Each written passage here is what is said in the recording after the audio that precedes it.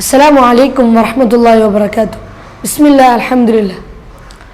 ഒരു വിശ്വാസിയെ സംബന്ധിച്ചിടത്തോളം അള്ളാഹുവിൽ നിന്നുള്ള മഗ്ഫിറത്ത് അനിവാര്യമാണ്. അതിനുള്ള ഏറ്റവും മികച്ച അവസരമാണ് പരിശുദ്ധ റമദാൻ.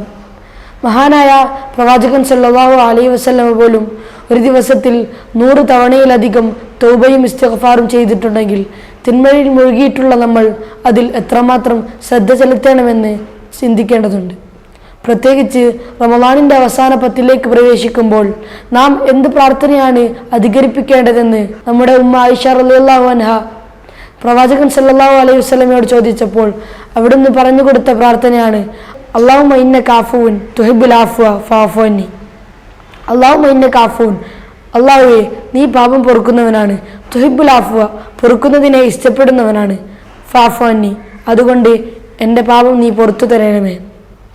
സഹോദരങ്ങളെ, ഇത്തരത്തിലുള്ള പ്രാർത്ഥനകൾ നമ്മുടെ ജീവിതത്തിൽ പ്രാവർത്തികമാക്കാൻ നാം ശ്രമിക്കേണ്ടതുണ്ട്. അള്ളാഹു അനുഗ്രഹിക്കട്ടെ.